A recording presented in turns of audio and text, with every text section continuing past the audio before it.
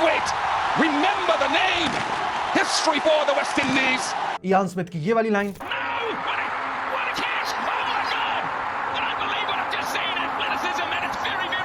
Commentators के उस live moment में यूज के यहां से शुरुआत हुई उस कमेंट्री की। अब ऐसा नहीं है कि हिंदी कमेंट्री के आते ही लोगों को वो पसंद नहीं आई। इनफैक्ट अर्ली 2000s में जब हिंदी कमेंट्री इंट्रोड्यूस हुई थी तब उनके पास बहुत अच्छे कमेंटेटर्स थे, जैसे कि रवि शास्त्री, अरुण लाल, सुशील दोषी और मनिंदर सिंह जैसे कुछ यादगार कमेंटेटर्स इस इंडस्ट्री का हिस्सा रह चुके थे। ना केवल उनके 5 मेजर फैक्टर्स आते हैं। Number 1, over use of Shayari, slang and word play. अब हिंदी कमेंट्री को लेकर जो सबसे ज्यादा बड़ी कंप्लेंट दिखती है वो ये होती है कि क्रिकेट को छोड़ के यहाँ पे सब तरह की बातें होती है, जैसे वो किसी क्रिकेट मैच में नहीं बल्कि किसी मुशायरे में आए हो, जिसमें सबसे ज्यादा क्रिटिसाइज किया जाता है former Indian opener Navjot Singh Sidhu को। जितने नवजोत सिंह सिद्धू ने अपने करियर में रन्स नहीं बनाए होंगे, उससे ज्यादा तो उन्हें सोशल मीडिया प्लेटफॉर्म पे अपनी कमेंट्री से गालियां पड़ चुकी हैं। मैं तो ये सब बोल भी नहीं सकता, आप खुद देख लो।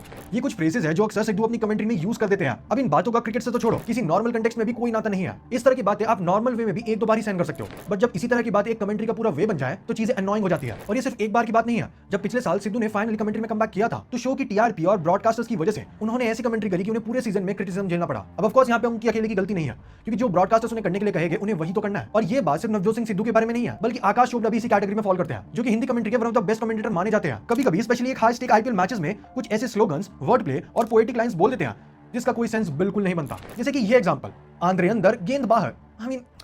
क्या सेंस है इसका? बट जब कमेंट्री इतनी बेकार हो रही है तो एनालिसिस तो छोड़ो, क्रिकेट की नॉर्मल बात हो जाए वो भी एक बहुत बड़ी बात लगने लगती है। जैसे कि पहले के टाइम में बॉलर के बॉलिंग चेंजेस से लेकर कैप्टन के माइंडसेट के बारे में बात होती थी, आज वहीं सब जोक्स और वन लाइनर पे आके रह गया। आईपीएल 2025 के दौरान हिंदी कमेंट्री को लेकर डिबेट भी ऑनलाइन तभी शुरू हुई थी जब एक फैन ने उनकी कमेंट्री में करी हुई एनालिसिस पर सवाल उठा दिए थे। लेकिन अगर हिंदी कमेंटेटर्स उस टाइम पे टैक्टिकल एनालिसिस कर देते तो शायद उनके ब्रॉडकास्टर्स की रीच उस नंबर पर रीच नहीं कर पाती जितना कि आज कर रही है। नेक्स्ट पॉइंट आता है personal biasness and narrative building. अब ये जो तीसरा पॉइंट है, this might be very controversial to you all, but जो हमने पास में विटनेस किया है मैं उसी के बेसिस पे इस बारे में बात करूंगा। अगर मैं आपसे पूछूं कि हिंदी कमेंट्री और इंग्लिश कमेंट्री में मेजरली क्या डिफरेंस है, तो आप सभी लोग एनालिसिस और जोक वाला पॉइंट बोल दोगे, which is actually true. But जो चीज उसके बाद आती है वो है कमेंटेटर्स का पर्सनल एजेंडा और उनका नैरेटिव को बिल्ड करके दिखाना। पास्ट में ऐसे कई मोमेंट्स हुए हैं जहां पे हमने हिंदी कमेंटेटर्स का बायसनेस साफ-साफ देखा है, और इसमें सबसे बड़ा एग्जांपल आता है अंबती रायडू का। वैसे तो अंबती रायडू उतना बायसनेस नहीं दिखाते किसी चीज के रिलेटेड, लेकिन जब बात आती है उनकी एक्स आईपीएल टीम सीएसके की तो अंबती रायडू नहीं कुछ और ही लगते हैं। आज वो सीएसके की बात होते ही अपनी बायसनेस टुवर्ड्स सीएसके रोक ही नहीं पाते। आपको वो 2024 के आईपीएल का आरसीबी वर्सेस सीएसके का वर्चुअल नॉकआउट मैच तो याद ही होगा, जहां पे आरसीबी ने सीएसके को डिजायर्ड मार्जिन से हराने के बाद प्लेऑफ्स में अपनी जगह बना ली थी। उस मैच में साफ-साफ रायडू की बायसनेस देखने को मिली, क्योंकि वो बिल्कुल भी खुश नहीं थे जब सीएसके उस मैच को हार रही थी। अब ऑफ कोर्स उनके एक पर्सनल इंटरेस्ट में फॉल करता है, लेकिन कमेंट्री में उसी चीज के अराउंड बात करना एक न्यूट्रल चीज नहीं होती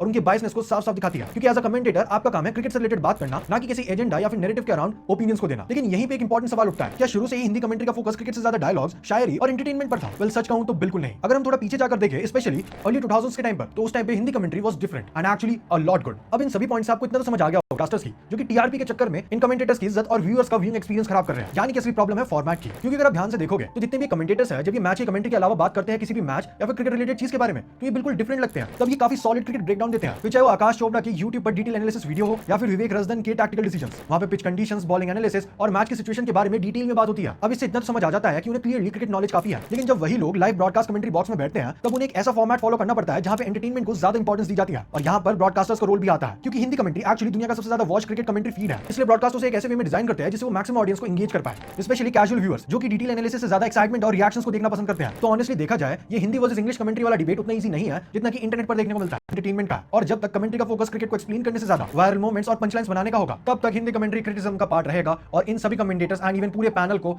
हेट और ट्रोल किया जाएगा। वेल ऑफ कोर्स इनमें इन कमेंटेटर्स